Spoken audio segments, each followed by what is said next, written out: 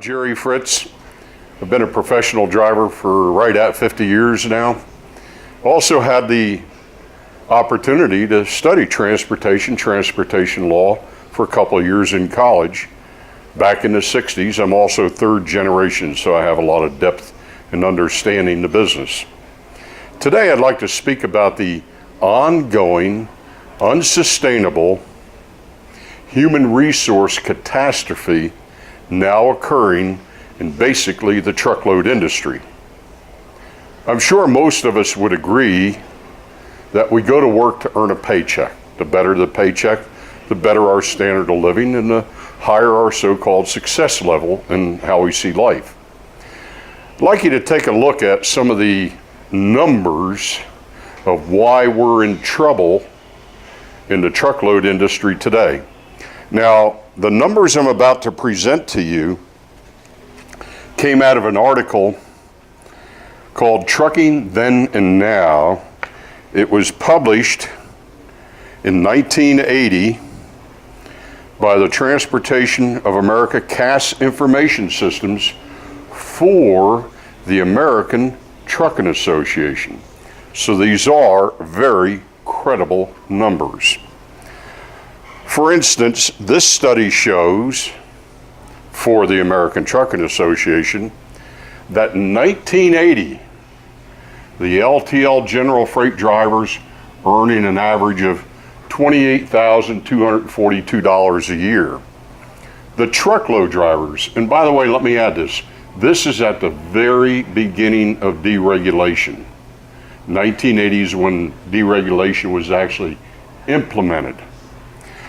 The truckload carriers then, drivers, were making about $25,287 a year, about $3,000 a year less. In the study comparing 1980 with the year 2000, in the year 2000, the LTL drivers have progressed to $72,988. The truckload drivers, where the human resource catastrophe is occurring, we're at $41,446. So in this 20-year period of time, the truckload drivers are now earning approximately $35,000 or $31,500 a year less. So now we have to progress on a little bit because I don't have recent numbers for the LTL drivers. But let's just go to the Consumer Price Index inflation calculator that's used by government, business, and other entities in the economy. In that period of time, the LTL drivers would now be at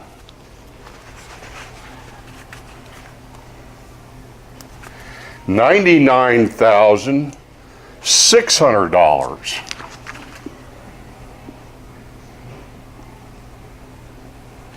At this point, the truckload driver is now earning approximately $60,000 a year less. Then we have to look at this and say, no, wait a minute. We know we have a major problem, that's a human resource catastrophe, occurring in the truckload industry that has 100% turnover or so in its human resources. Very interesting that the LTL carriers run about a 6 to 9% turnover. And don't let anybody kid you. What an LTL driver does and a truckload driver does is fundamentally the very same thing. By using a truck, get the freight from point A to point B. Okay, folks, we've just shown that from 1980 to the year 2000, the truckload drivers are now earning $31,500 a year less than the LTL driver. Now here we're going to have to do a little bit with the CPI, what's called the Consumer Price Index inflation calculator. We have to determine the approximate income of the LTL drivers in that same period of time up to 2015. If we run the $72,900 and something dollars they were earning in the year 2000, according to an inflation calculator, the LTL driver should now be earning about $99,600. Well, recent publications from the American Trucking Association, Bob Costello, shows that the average truckload driver last year earned $39,600. Remember, these are numbers from the ATA, so they got to be credible. First thing you have to notice that the $39,600 is actually about $2,000 less than the truckload driver is earning in the year 2000. Then on top of it, this now makes the truckload driver earning approximately $60,000 a year less than the LTL driver. Then we have to look at this. Wait a minute, the big human resource catastrophe occurring is a massive turnover in the truckload business. Isn't it interesting that the LTL segment of the business has about a 6 to 9% turnover? And the truckload business is experiencing, again, 100% turnover. You know, we have to ask ourselves, I wonder if it has anything to do with this negative $60,000. I have been an LTL driver and I've been a truckload driver. And I guarantee you, fundamentally, the LTL driver is not doing one thing different than the LTL driver. By using a truck, we both pick up freight at point A to point B, do fundamentally the same job, drive a truck. I believe this is something we should be looking at. Then the other part of this is, isn't it interesting that we all haul for the same customers? When the truckload driver's backed into a dock, LTL drivers come in and pick up and deliver freight. The truckload, so the source of the money to pay the LTL drivers, where there's only a 6 to 9% turnover, the source of the money for both of these come from the same entities, the shippers and the consignees. I mentioned earlier about productivity, the way the world is today, and I don't totally disagree with it. If you want a better standard of living, you want to be more successful, then you need to bring more to the table, such as productivity. Let's take a look at the productivity. And I'm sure at some place we can relate it to income and maybe the problem there. 1980, nationwide, we could pull a maximum of 45-foot trailers. In the year 2015, we could pull 53-foot trailers. That's a 20% increase in productivity just on the load that you haul. Then in 1980, we could load a maximum of 73,280 pounds. Now we can load 80,000 pounds. That's a plus 10%. In 1980, there was a 55-mile-an-hour speed limit. The maximum miles we could run on a dispatch then was 500 miles. Now we can drive 11 hours a day and average 60 miles an hour. So now we have 660 miles in one dispatch. That's about a 20% increase in daily productivity. Then I think the big kahuna here is the loading and unloading time. A study done by Martin Lab and Associates in around the year 1978-79 by the Truckload Carriers Association showed the average driver was spending about 40 hours a week in the loading and unloading process. In 1980, a majority of the drivers in the business was paid for that time. they estimate it to be about 40 hours a week. Remember, this is the Truckload Carriers Association, a formal study done by an independent research firm. That 40 hours also went into your logbook. You actually log those hours. Most of it is actually done by local drivers. So now we see our pay going down. It showed in the year 2000, the average truckload driver earned $41,600. Last year, according to the ATA's numbers, the average truckload driver earned $39,600.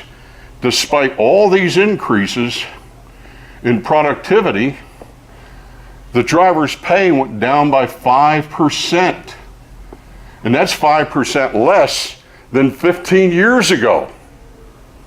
Do you think the problem could be maybe this 40 hours a week that increases the driver's availability to the marketplace? The basic law of supply and demand? This in itself, just by itself, increased the availability of every driver in the marketplace by 44%. That's significant because demand did not go up by 44%. In the end, according to the law of supply and demand, the more we increase the availability of our labor to the marketplace, when we exceed it by 44%, our value will go down accordingly. That's why, and then on top of that, let's throw this in. In 1980, this is a touchy point with many drivers. They need to think about this. The 34-hour restart. There was a time when we operated off of recaps. You could only work, including loading and unloading time, folks, 70 hours and 8 days. The 34-hour restart, we know now there are those saying with a 34-hour restart, in a same week, you can now work 82 hours. Well, if you really study it closely, in the same 8 days that we used to be able to be on duty 70 hours, you can actually be on duty 90-something hours due to the 34-hour restart. That's a 30% increase in the time at the wheel, and this 40 hours is still on top of the 80 or 90 hours. Effectively, a fourth grader will tell you that this 40 hours non-compensated time, in addition to the 80 or 90 hours, however you want to figure it, is way over 100 hours a week of availability of drivers somehow on the job. Despite what the ATA says, where you're off duty resting in the cab, you're still on the job, the driver is available, the truck is available, and that does nothing but drive down our value. So could it be that all this extras that we keep performing, and we even request it, more time on the job, more miles, that we're actually devaluating ourselves because we don't understand the law of supply and demand is working against us? Here's the numbers, folks. How did we get down? The President of the American Trucking Association, Bill Graves, at the truck show in Dallas, Texas, 2 or 3 years ago, remarked when the truckload driver's pay was going down again, he's, I can't understand this. The average truckload driver today is earning something like 11% less than the industry standard in 1980. Even Bill Graves saw it. Now, I may be off a little bit on the numbers there, but that was actually in black and white. Somehow, maybe, we need to think about getting some of this under control. We need to get this back in the logbook as compensated time. Because the more time we give away, the cheaper we keep working and our gross sales. And in the end, the average truckload driver, what's going on here? The LTL side of the business has a 6 to 9% turnover. Truckload has 100%. The truckload industry, according to friends of mine that are professional human resource people, the term would actually be a human resource catastrophe that cannot be sustained. There is a crisis coming because all the people that we bring into this business, we lure them into the business with all kinds of promises and schemes that can't be fulfilled. Well, when these people quit, they don't just vaporize. They go back to their local communities and they share with other blue-collar people the horrendous experience they had in the truckload market. That means at some point there'll be less and less people that they will be able to lure into the business. And as far as I know, trucking is considered an essential service. So it cannot be sustained. Some of these things have to be addressed. And when you look at the productivity, the average truckload driver is brought to the marketplace and has to suffer a 5% decrease in his gross wages compared to 15 or 18 years ago. Something real wrong here, folks. I thank you for your time. Consider this. This is the problem. Too many hours for too little pay. I know it's the marketplace, but if somebody wants to cure this problem, it has nothing to do whether we got refrigerators in our trucks or any kind of other little devices. It has to do with basically this. Thank you very much for your time.